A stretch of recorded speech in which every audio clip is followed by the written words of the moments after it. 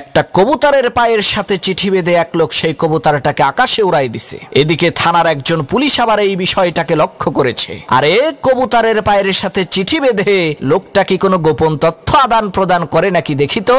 সেই পুলিশ গুলি করে সেই কবুতরটাকে আকাশ থেকে নামিয়ে কবুতরের পা থেকে চিঠিটা হাতে নিয়ে খুলে দেখে চিঠিতে লেখা আছে, আল্লাহ, আমি খুবই গরিব, অসহায়, ঋণে জর্জরিত একজন মানুষ।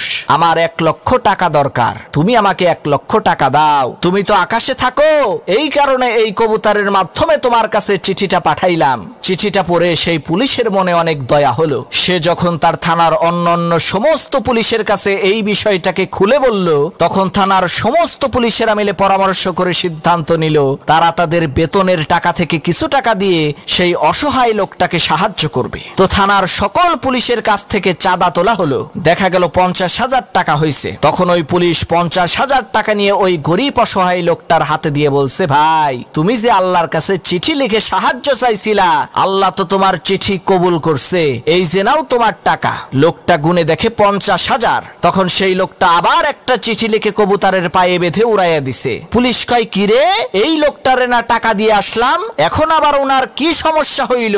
তখন সেই পুলিশ উড়ে যাওয়া ওই কবুতরটাকে গুলি করে নামিয়ে চিঠিটা খুলে দেখে তাতে লেখা আছে, আল্লাহ, তুমি টাকা দিছো ভালো কথা, কিন্তু তুমি পুলিশের হাত দিয়ে দিতে গেছো কেন? তুমি তো আমারে দিছিলা 1 লাখ টাকা। এর মধ্য থেকে এই শালা ঘুষখোর পুলিশ আমার 50,000 টাকা তো মেরে দিয়েছে।